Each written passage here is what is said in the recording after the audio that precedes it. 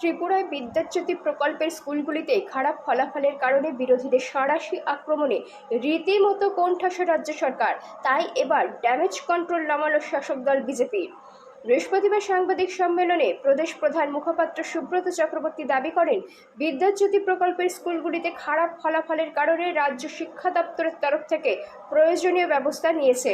যারা পরীক্ষায় কম্পার্টমেন্টাল পেয়েছে তাদের বিশেষ কোচিংয়ের ব্যবস্থাও নেওয়া হবে। এই দিন তিনি বলেন, বিদ্যাজ্যোতি আওতাভুক্ত মাধ্যমিক উচ্চ মাধ্যমিক পরীক্ষায় অনেক ছাত্রছাত্রী কম্পার্টমেন্টাল পেয়েছে।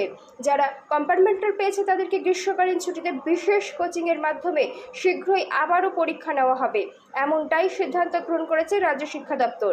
পাশাপাশি যে স্কুলগুলি খারাপ ফলাফল করেছে সেই স্কুলগুলির পরিকাঠামোর দিক থেকে বিশেষ নজর দেওয়া হবে। এদিন তিনি বলেন, সিপিএম সাংবাদিক সম্মেলনের নামে বিভ্রান্তি ছড়াচ্ছে, ত্রিপুরার নাম খারাপ করছে। সিপিএম এর অপপ্রচারের বিরুদ্ধে আগামী 18 মে সারা রাজ্যব্যাপী প্রতিবাদ মিছিল কর্মসূচি হাতে নিয়েছে বিজেপি। বৃহস্পতিবার সাংবাদিক সম্মেলনে এমনটাই জানালেন প্রদেশ বিজেপির মুখপাত্র সুব্রত চক্রবর্তী। লক্ষ্য করছি গত কয়েকদিন ধরে সিপিআইএম তথা বামফ্রন্ট বিভিন্ন জায়গায় মানুষকে বিভ্রান্ত করার জন্য কিছু মন গড়া এবং বিভ্রান্তিমূলক অপপ্রচার নিয়ে ত্রিপুরাকে বদনাম করা, ত্রিপুরার গরিমাকে খাটো করা একটা চক্রান্তে লিপ্ত রয়েছে। এবং আমরা আরো লক্ষ্য করছি, গত প্রেস মিটে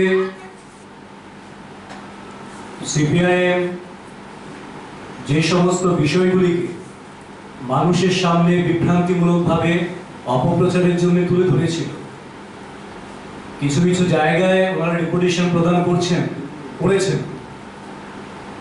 কিন্তু মানুষকে বিভ্রান্ত করার জন্য একরকম কথা বলেছেন আর ডেপুটেশনে আরেক রকম বিষয় উল্লেখ করছেন। এটা স্পষ্টভাবে প্রমাণ করে সম্পূর্ণ ষড়যন্ত্রমূলক একটা আচরণ, রাজ্যে একটা অস্থির পরিস্থিতি তৈরি করা, রাজ্য সরকারের প্রতি সরকারের সদর্থক যে কাজকর্ম রয়েছে, ইতিবাচক যে দৃষ্টিভঙ্গি নিয়ে সকলের উন্নয়নের জন্য সরকার সুনির্দিষ্ট লক্ষ্যমাত্রা নিয়ে সময় নির্ধারিতভাবে কাজ করে চলেছেন, তাকে হেয় প্রতিপন্ন করার জন্য এই ধরনের নেতিবাচক দৃষ্টিভঙ্গির থেকে সংকীর্ণতাকে পাথেয় করে মিথ্যার চরম বেসাদি করছে।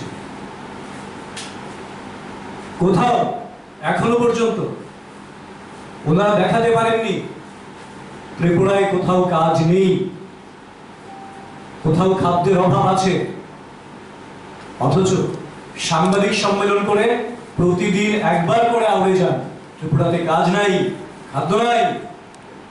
যেটা ওদের চিরাচরিত স্ক্রিপ্ট, সেই স্ক্রিপ্টের বাইরে এরা বেরিয়ে আসতে পারছেন না। কারণ আমরা আবারও বলি, তারা অন্ধ ধৃতরাষ্ট্র, অন্ধকারে যেমন থাকে সেটাই হচ্ছে সিপিএম, সেটাই হচ্ছে বামফ্রন্ট। কারণ তারা জানেই না রাজ্যবাসী, রাজ্যের যুবক যুবতী তারা সরকারি কর্মসংস্থানের বাইরে নিজেদের স্বনির্ভর করার জন্য কতটা উদ্যম এবং কতটা দায়িত্বশীলতার সঙ্গে নিজেদেরকে সেই জায়গায় পৌঁছে দিচ্ছেন, এই বিষয়টা সম্পর্কে তারা সম্পূর্ণভাবে অবগত নন এবং তার জন্যই সেইটাকে কেন্দ্র করে বিভ্রান্তি তৈরি করে।